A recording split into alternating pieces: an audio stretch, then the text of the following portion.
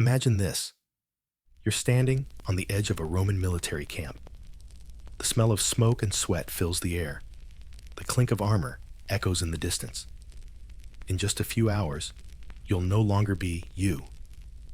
You'll be a soldier of the most disciplined and feared army the world has ever seen. It's not the Hollywood version with shining armor and heroic speeches.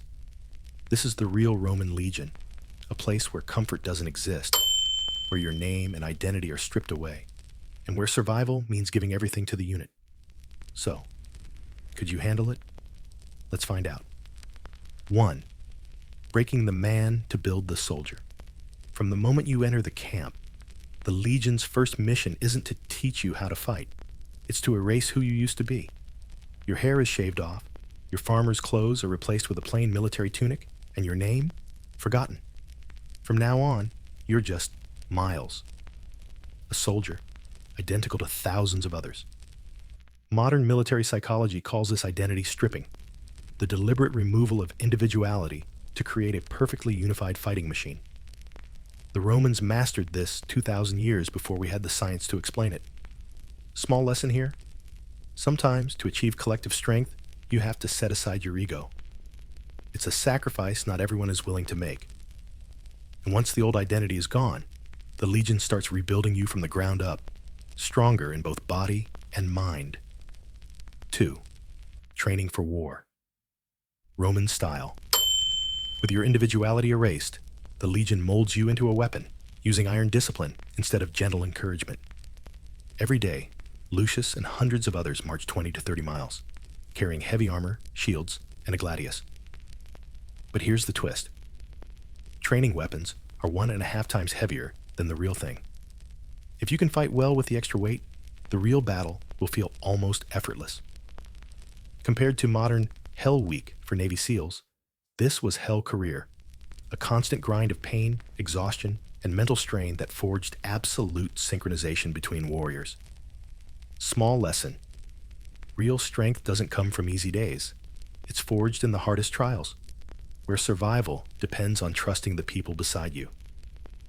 And once you've mastered combat skills, the next question is, how do you actually live in a world where comfort simply doesn't exist?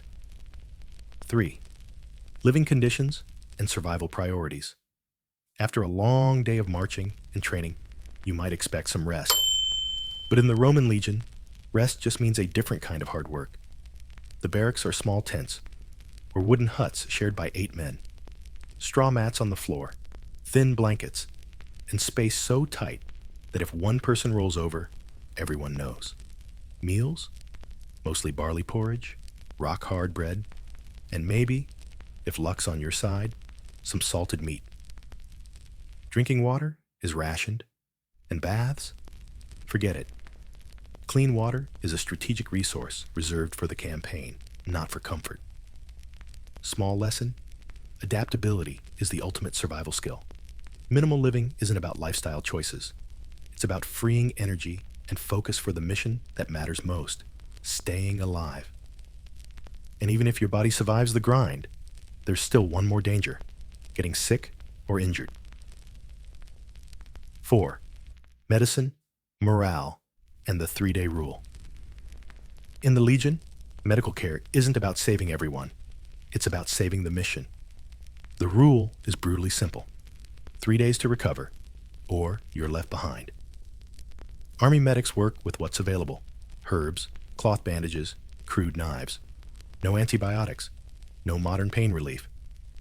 Amputations happen in the camp, with nothing but courage to numb the pain.